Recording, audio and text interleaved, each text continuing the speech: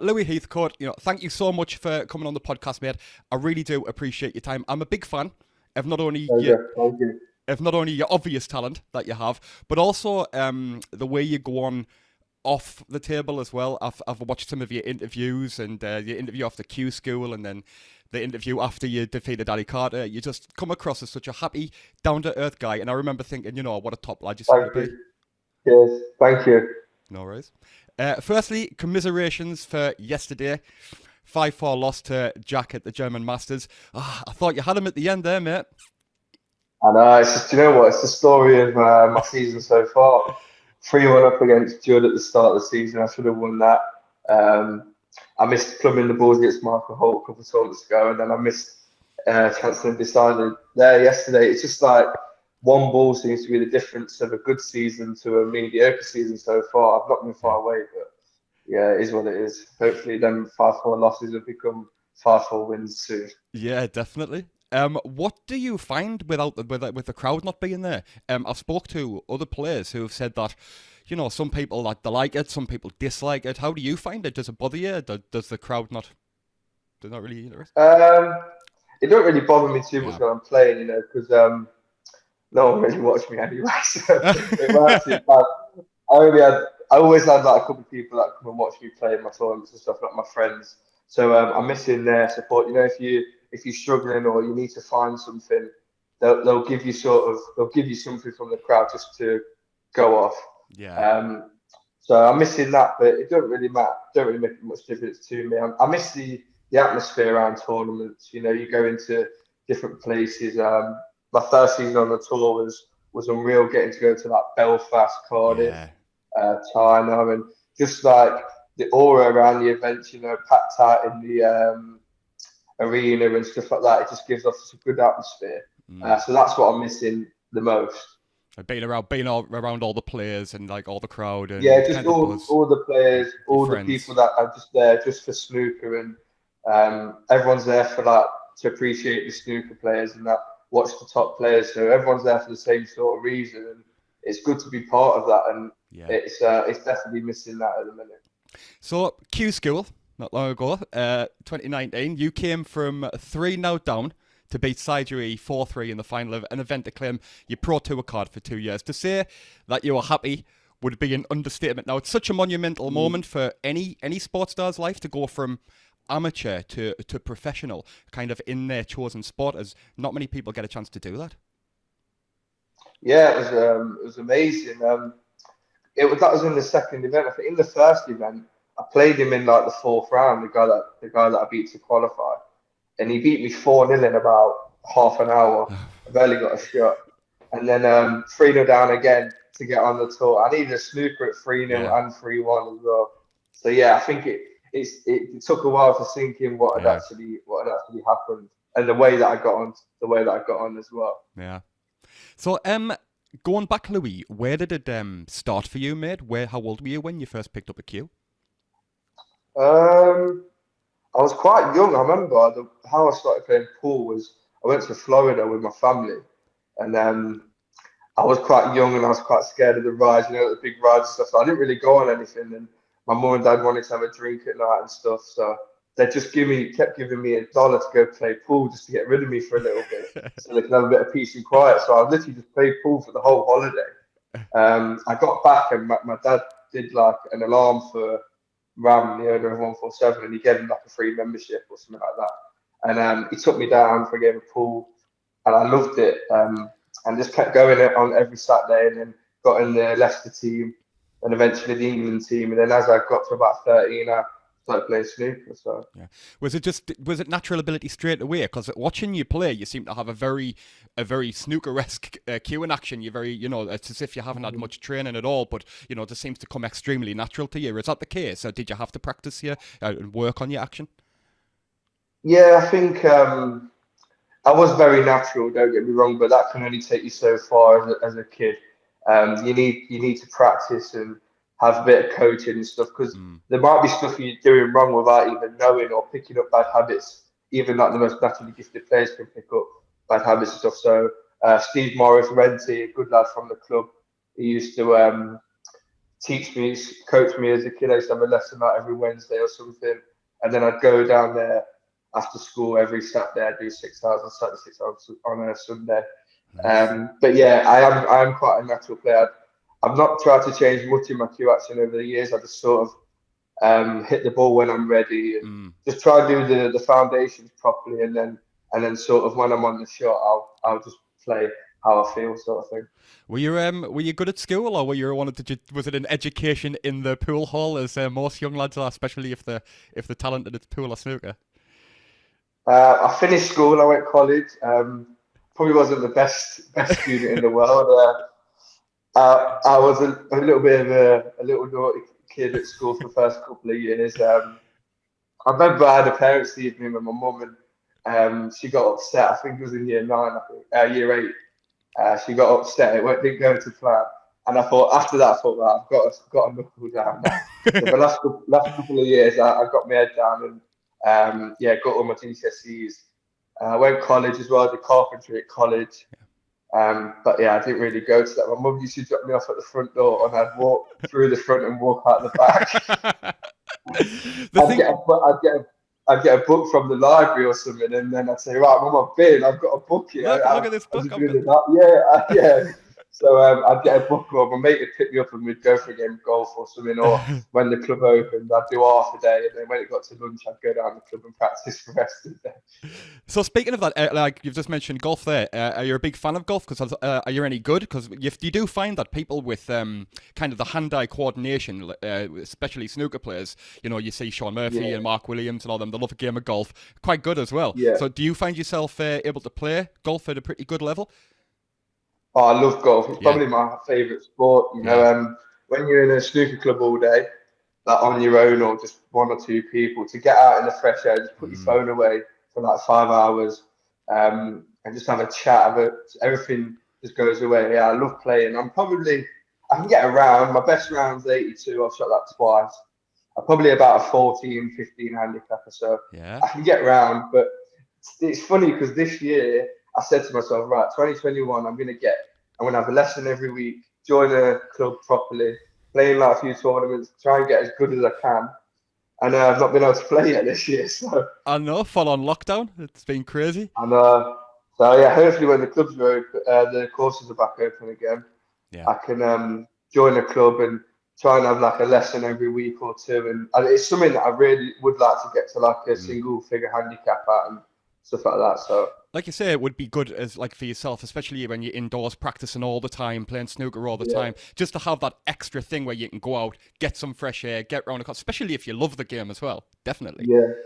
Yeah, it's really good exercise. Well, I'm not much of a man for running and stuff like that. Yeah. So to carry a bag around for 15k or whatever it is, it's good exercise that gets you out. I'm a sucker for being sat on my phone and scrolling through social media for like 2-3 hours on a night all day and stuff like that. I get distracted quite easily. So when I'm on the course, I just put my phone away and don't touch it till the end of the round. So yeah, it's nice. Going back to when you were talking about school there, that must have been, it's pretty understandable though, because, you were like a junior European champion at 8-ball at what, 15? So that must have been, it must have been like when you're seeing yourself getting, you're getting your photo taken, getting in the paper and stuff, trying to keep, just trying to keep like keep your head on your shoulders normally and do something like go to school. Yeah, I can understand how that would definitely kind of make you feel like you wouldn't want to do that and stay in the pool hall just to get better. Yeah, it's like so frustrating, You sat there and like all day, and all you can think about is just snooker. And I remember I used to get my pencil and used to cue on my finger like that whilst the teacher was talking, and everyone would laugh at me and stuff. But I just couldn't stop thinking about it. And I know it's frustrating for the teachers and that, because they're like, oh yeah, you need a backup and just concentrate and all this. I'm like, yeah, but there's nothing else I'd rather do than be a snooker player and stuff. And even it got to like I was 21 when I got on tour, and I was at that point where, am I gonna kick on, or do I need to start looking at what career path I want to take and stuff? And I just had no idea what I wanted to do. It was just snooker. So I'm so glad that I finally managed to get on the tour. Was there anybody that you could practice with, kind of in your area? I know that you practice with kind of Tom and everyone at the moment in Ben Yeah. Williston and them. But at the time growing up, when you've kind of like hit like your 18, 19, was there anyone that you were practicing with on a regular? There's Callum Costello, another junior who I grew up playing. He's from Leicester. He's playing at the same club as me. Because I was working in a pub 12 till 5 a lot of the days. So I wouldn't start my practice till about 5:30, 6 o'clock. So by the time, if people who are playing full time would normally get it done in the morning. So by the time I'd started practice, everyone had sort of finished. Right. So it was mainly just me, Callum Costello, Che Ross, and Andy Marriott from around Leicester area. Che plays at Breakers next door, and Andy plays at 147 as well, where I play. So it was like 3 or 4 of us we could play together, but we're all sort of similar level. You want to try and play people who are much better than you if you can. So it was we were just ticking by together. But it was good. It was good. We had a close knit and stuff like that. We had some good games and stuff. Especially if you're working as well full time, you can't kind of dedicate yourself full time. Especially if like the young lads coming in. The young lads coming in early in the day when you're working, you're watching all these practicing, and you're thinking, oh my god, I just want to get on the table and have a knock, and then by the time you're finishing work, they're all going home, and you're like, right, now it's time for me to go to work on the snooker table. Yeah. I felt like they were getting an advantage on me, you know. I was sat there like pouring pints or whatever, and they were grafting, and I was like, they spent all day there. And I used to clean the tables 2 or 3 times a week as well. So sometimes I'd finish work at 5, clean the tables, and I wouldn't start. There's 18 pool tables and 8 snooker tables or something like that. So I wouldn't start practice till like 6, 7 o'clock, 7, 8 o'clock, sorry, some days. So I'd normally have to stay till about 10 o'clock. And I'd get home and I'd be ready back to bed again. And then back up and back to work the next morning? Back to work, and then back to practice again. Yeah, it was pretty. But I made up for it on a weekend. I practiced in the morning and go out at night, so it was all right. Were you a snooker fan growing up, Louis? Did you watch a lot? I was a big football fan growing up, to be honest. I used to play football. I used to live and breathe football every day. I always liked pool and snooker, but I'd probably normally watch like the World Championships if that was on BBC or what was the Premier League snooker that was on Sky. It was quite good to watch. I wouldn't say I was a fanatic, but I enjoyed watching if it was on. But I was mainly football, to be honest, growing up. So when did you realise that kind of you had a real talent for snooker? I went through stages, to be honest. When I first gave snooker a go, my first season, I was 13 when I started, so I was quite late really. And I won the English under-14s in my first attempt, and then qualified for like the Prem Tour from the regional tour on my first attempt. So I thought, right, I could be good. I could be good here. I was 17 and got to European Under-21 finals, 1 month away from turning pro. So that was when I thought, right, I could be good at this. It's nearly 1 month away from turning pro at 17. And then I sort of went on a dip. I didn't really win anything for a few years. I weren't really doing well in tournaments. I was always getting through my group, losing in last 16, and I didn't really do anything. And then the last like year or two before I turned pro, I tried to went to the gym. I lost a lot of weight. Put extra hours in, and before Q School, I had quite a run of good events. So I knew I was playing well, and I felt good going into that Q School. So it was a weird one. I sort of at the start of my career, I felt like I could be good, and then I went for a dip where I didn't really believe in myself at all. And then the last year before I turned pro, that's when I started believing I could do well. So you're a young lad, Louis. I mean, English Under-21 champion, very popular. I've known a lot of players that enjoy having a drink and playing snooker because it is a social game as well, even to the point that it's had a negative effect on their career. How have you kind of managed to kind of keep a professional approach to it and kind of move forward, kind of traverse that tough kind of stage, especially as a young lad when all your mates are going out on the drink? Yeah. I don't know. I tend not to think about it too much. I don't, I don't really go mad in the week, or if there's footballs on, I'll nip to a pub with my friend and have a couple of pints. But normally I graft a lot in the week. Yeah. Monday, probably play 6 days a week, so I'll graft Monday to Friday, have half practice in the morning on Saturday, and then I'll go out Saturday night and enjoy myself. Yeah. Everyone has a weekend, and it's the same for us. It's not like we don't have a weekend just because we're professional snooker players. You've got to enjoy yourself, and Yes. if anything, it helps me because it gets my mind off of snooker. Yeah. Everyone's always asking me how I'm doing, which I'm grateful for. But everything's always about snooker. So for that weekend, Yeah. it's nice just to forget about it and just enjoy a few beers with my mates and stuff. I think a lot of the players have been saying that as well. I've been obviously on the same as you go on social media, Twitter, and you see people posting on there that what they're missing the most, even professional snooker players like yourself, is kind of just that camaraderie with the mates on a weekend, just to kind of like you say, you get snooker out your mind, you can just go and blow the cobwebs off type of thing and talk about something else, talk about golf. You can kind of just not think about snooker just for that weekend, and at the moment with everything that's going on, it's kind of taking that away from everybody at the moment, unfortunately. Yeah, it's really tough. This lockdown we're in now has probably been the toughest one for me. In the summer, we're just chilling in the sun, and you can have a few drinks or whatever. I know you was on your own, but if you go out for a run, or it just because of the sun, it made it better, and you had a bit of hope, and you thought, oh, after a few months we'll be all right, blah blah. But for me, like I used to I practice all day, and then my life revolved around doing stuff after. I like to keep busy. I used to go down the pub, watch a football, go out for a meal, go out with my missus and stuff like that. So I'd probably out and about 5 or 6 days a week, go golf on a Saturday, go out. So for me to do something 5 or 6 days a week to nothing, I literally go practice, come home, and then that's it. It's tough. It's taking its toll on everyone, I think.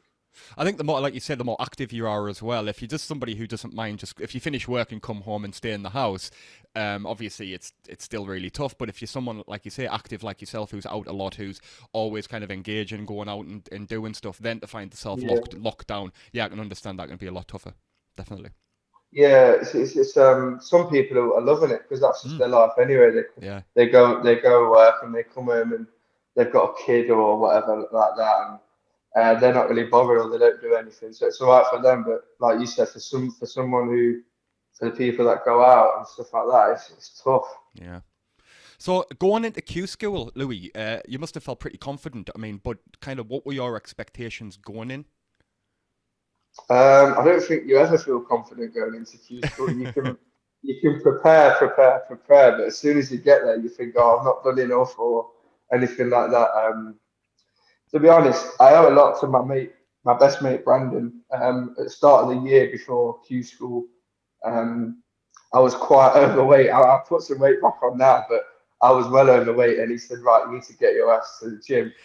And he dragged me. He's quite athletic and stuff like that. And he was basically my personal trainer for we used to go 5 days a week. And my mentality changed going into Q School. I always used to think negative stuff on my shot and stuff like that. But at Q School, I sort of felt so positive about everything, not just snooker, but I looked at life in a more positive way. And I think without Brandon, my mate, taking me to the gym, I probably wouldn't have felt like that. So I think that was a big change going into that one. And you've had a really strong start to your career, taking out some really big names. Do you find that playing the bigger names brings out the best in you? A good friend of mine, Elliot Slezer, has said that playing the bigger players, the bigger opponents, it's not that you take your other opponents lightly, but playing the bigger opponent seems to kind of bring out his A game. He doesn't understand why, but he said that always seems to be the case. Do you find that? Yeah, I'd say so. Most of my wins have been against people that are ranked higher than me, even now. I know I'm mid-ranked anyway, but last season, I was beating top 32 players, top 40 players all the time. I think when you play them, you've got nothing to lose. Yes. If you lose 4-5-0, then it's just another day at the office for them. All the pundits and that probably and everyone at home expects you to lose 5-0 anyway. Yeah. So you can sort of go there and let your arm go a little bit. Whereas if you see the draw and think, right, I've got someone who's, I don't know, 90 or 100 in the rankings, you think, right, I've got like a good chance at winning 3 or 4 grand here and getting some ranking points behind me and stuff. And you start putting pressure on yourself. Yeah, I saw when the interview I saw you with, and you were talking about going in your next match, and you were thinking, I've got nothing to lose. I've, all the pressure's on his shoulders, and you were like, I'm just going to go and have a go at him, type of thing. Like, I'm just going to go and, yeah. I'm a really attacking player anyway, and I back myself in my long game and stuff like that. So I just thought, if I can go there, pop some long balls and try and get in early, and like put some pressure on him or something. Yeah. Then you like I said, you've got nothing to lose. You've got a free shot at it. If you lose, you lose. If you win, then happy days. And you've also, like you say, you've played the world number 1, Judd, English Open last year. Like you say, you should have won. And he's come back just to pip you. So, and against Jack, another top 16 player yesterday, another final frame decider. So, even though you've only kind of classed yourself as someone who's only kind of recently come on, it's, you're shown that you can mix it with the best players in the world at a really high top level. Definitely. Yeah, and I'd be a fool to expect to win these deciders. I'm not an idiot. They've got so much more experience than me, and that's what gets them through these matches. That's the difference between me and people like that, because they always win these close, tight-knit matches. But every loss that I've had like that, it's learning and it's experience. And I had my chances and stuff, but it's not the first time I'm going to lose 5-4 or 4-3. It's not the last time. Sorry. You've just got to learn from it, and hopefully, them losses will some of them will be wins, and then hopefully most of them will become wins. Yeah. So, the World Championship last year, you took out Ali Carter to stop his 17-year run at the Crucible. You must have thought, right, this career is definitely the right choice I've made here. Yeah, do you know, Matt, I couldn't get sleep that night. I was so glad I had the day off the next day before my last match. I was like, I think it was like 5 a.m. I was still thinking about it. My phone was going nuts. Felt like a celebrity. That was such a good feeling. All my mates had texted me before. They all went round like each other's houses, all drinking, all got it on. They said it was like the pubs were open at the time as well. The pub that I used to work at said it was like a World Cup football match. Everyone had it on the big screen. Everyone's going mad. That was such a good feeling to win that. Yeah, especially against someone as experienced as Ali. I mean, like you say, 17 years, always been at the Worlds, always been, in the top 16 for God knows how many years. So to do it against somebody like Ali, especially at that stage, I can understand where that would definitely give you confidence and motivation moving forward, 100%. Yeah, definitely. Knowing that you can beat these players, like even going into Jack yesterday, I thought, I beat Ali before, and then I beat that top 32 player, so I know my game can win against. I know I've got to be good, but having won before, it gives you some sort of confidence to go into these matches thinking I can beat these players. Yeah. You lost out to Alan in the final qualifying round, championship qualifying round. A legend in snooker, I must say. He absolutely schooled me. Yeah, but it must be nice playing. I mean, obviously not the result, but playing someone like Alan McManus, who's kind of like one of the a legend in snooker, especially at the World Championships. That must have been quite a surreal experience as well. It was, yeah. I probably learned a lot more in that match than I thought at the time. He did everything right. He let me make the mistakes, and he just picked me apart. I felt like an idiot out there. But looking back, I learned a lot. I think my safety game's improved so much since that. I used to rely on the long game a lot to get my chances, but when I played Alan, after that, it's not all about that. If you put in good safeties, they're just as good as a long pot. Yeah. So I think I learned a lot from that game, even though I got beat. I think it was 10-5 or whatever it was. But I definitely learned a lot from that. You were also named Rookie of the Year as well. Yeah, I was buzzing about that. That was a big goal of mine at the start of the year. I think you only get one chance. It's not like you got this season to have another go. You either get it in your first ever year on tour, or that's it. So I was always checking the rankings after tournaments, like where am I? And then after I beat Ali, I thought, well, I've got that in the back. But like, especially against the amount of good players that are coming through, you know, there's so many talented players from all over the world now joining the tour. So to get Rookie of the Year, yeah, you must have been like, oh, picture you're checking your phone. I need to get this. I need to get Rookie of the Year. But Yeah, I was like, oh, God, sorry. No, I'm just saying, yeah, it must have given you so much confidence moving on. I was getting that. Yeah, it was. Like, after a tournament, I was like, right, I'm 3 grand ahead of him. Like, I'm doing the best out of everyone or whatever. But yeah, you got like Jackson Page. I think it was Chang Bing Yu's first season. Si Jiahui, who I beat in CueClub to get on. Yeah. I thought he was gonna he'd be top 32 within like 3 or 4 years, but he seemed to struggle. But there's so much talent. Like, I know the top players say, yeah, there's not many people coming through and stuff, but there is. Yeah. It's just so hard to break through when the bottom 64 are playing against the top 64 every event. To break through, you've got to be beating top 64 players all the time. Yeah. But there's a lot of young good players. Look at Joe O'Connor. You know, he's doing well. He's in the quarters of the German now. Yeah. You know, there's never going to be hundreds of people coming through. You've still got 80 people that's still on the tour from 10, 15 years ago. Yeah. So it's not like there's loads of people coming on the tour every year that are young and new. But there is some good players out there for sure. So someone who was usually pretty critical of young players coming through is Ronnie O'Sullivan. Now, Ronnie, one of the greatest players of all time, if not the greatest players of all time, he said that you were one of the few young players on the circuit to have what it takes to enjoy a long and successful career. That must be a confidence boost coming from someone like Ronnie, who is renowned to be critical of the young players coming through. Yeah, that was unreal. I remember when I first seen it, someone tweeted me. It was like, "Oh, not a bad comment for you, Louis," or something. And I thought, what's this? So I clicked on it, and it was like the article from what he said, and I think my face like a Cheshire cat for about half an hour. I was like forwarding the interview to all my family and friends and stuff. I don't know what Ronnie said. But yeah, you know, I know I'm not stupid. You know, it's all well and good Ronnie saying that, but if I don't put the work in and back up what he said, then it's useless. You know. Yeah. But it was a massive confidence builder. You know, like even in practice, I felt better, and in matches. But yeah, it's all down to me whether I do it or not. That's the thing. So Louis, what do you do when you're away from the table? What do you like to do to relax apart from golf? Get drunk. I love it, man. I love every Saturday if I ain't got a tournament, like on the Monday or something. If I've got a breakout, I'll go out on a day set, me and the lads. Yeah, we'll go down the club.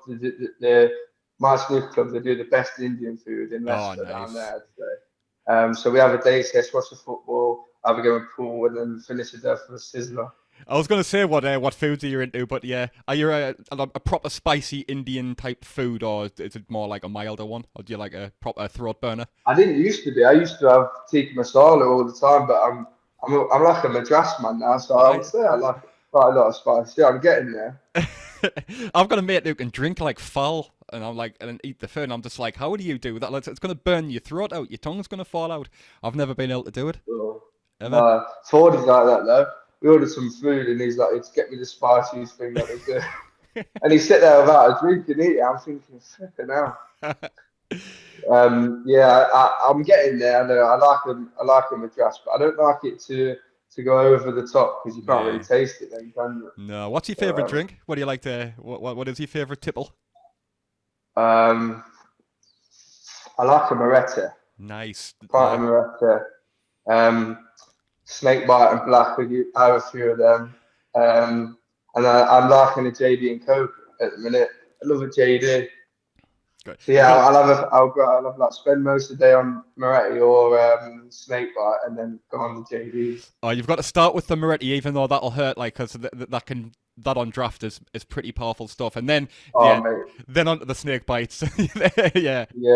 When you've had about 8 pints or 7 pints of Moretti, can't see anywhere. Then Yeah. you need a different taste. You need a different taste. And then you have a couple of steak bites and then onto the shorts. And then it's bedtime after that. Yeah, yeah. After you're Indian. Yeah. Yeah. So the shootout starts next week. You play Mini Amiri. You do have experience playing in the shoot. Obviously, last year you played Jamie Clark. What was your experience of playing in that, and how do you think that having no crowd's going to kind of change the dynamic of the shootout? It's a weird one because I played in the shootout twice now. I played in it when I was 18, I think, and then last year. And I always said, oh yeah, it will suit me. I played in pool tournaments in Yarmouth growing up. You know, everyone shouting at you, shouting about how you look and whatever. They'll just say anything about you. So I Yeah. thought, right, I can deal with it. And I got there twice, and I just absolutely fell to pieces both times. I think I've scored about 15 points in 2 attempts. But I think this year, I think it helped me a lot. I've got the experience of playing on the TV table. You know, I played on there a good handful of times now. Yeah. And the shot clocks don't really bother me. My shot time's about 19 seconds anyway, Yeah. so I've only got to speed up a little bit. And yeah, there was another no crowd. I think it could help me, but you know, it's one frame, so we could see. Yeah.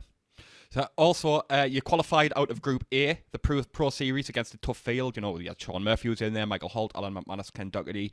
That format seems pretty cutthroat, only being a first to two, so you must have enjoyed that. Oh, it was vile, mate, to be honest. Won my first 3 before lunch. I thought, right, I'm in a great position here. And then I lost not the next 2, and I think if flipping out, I could come 5th or 6th. Yeah. But yeah, do you know, it's not like you can't get in a rhythm because you come off and then you go back on. You're playing all day, so it's not too bad. But I was knackered by the end of it. Second to last game, my eyes were hurting and stuff like that.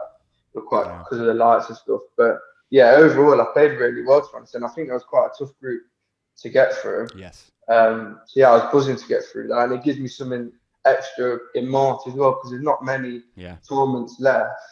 And you know, you got the shootout, which could be one frame. That's tournament gone. Yeah. And then after Gibraltar, it's the Worlds in April. So I've got that something in between to play for. So it's good. I was buzzing to get through that. I saw the interview that you had, obviously, after you'd got your tour card, and you were speaking about practice, that the fact that Joe O'Connor and Tom and Ben Wollaston practice in the club, and like you mentioned before, that you couldn't really play with them because you were working. Has that kind of changed a bit now that you are, like, you do have your Pro Tour card and you're obviously professional? Are you able to practice with them a lot more, and have you felt that bring your game on? Yeah, definitely. You know, I'm not even just them. I'm getting to travel to play people. Right. All sorts of different players, you know. I was lucky that I got to practice with Dave Gilbert a lot. I've not played him for a while now, but before lockdown, we probably played once a week or something. And playing against people like that it's just unreal because you're missing and that's game over. So eventually, like I was getting beat 5-0, 5-0, 5-0, and then it was like 5-1, 5-2, and then I was taking the odd set. So you can sort of see the improvement as well. Like my good friend Josh, he helped me with a lot of my goals and stuff like that. And every time I practiced with someone, I'd send him the result. So we've got like an Excel sheet of all the results and stuff, and you can see from where I was at the start when I turned pro to now, the improvement and stuff like that. So I'm always practicing with like 40 twice a week. I'd say he's got a unit with Joe, and then I play Joe. Chris Wakeling, so I've got so many people to practice with. Great players to practice with, yeah. Yeah. So look, Louis, I'm not going to take up any more of your time. It's been an absolute pleasure. You're such a nice lad. Good luck with the shootout, thanks, the Pro Series, the rest of the season, and we'll no doubt have another catch up a little bit further down the line. Thanks, mate. It's been a pleasure. Anytime for you. Cheers, Louis. Bye. See you soon, mate. Bye.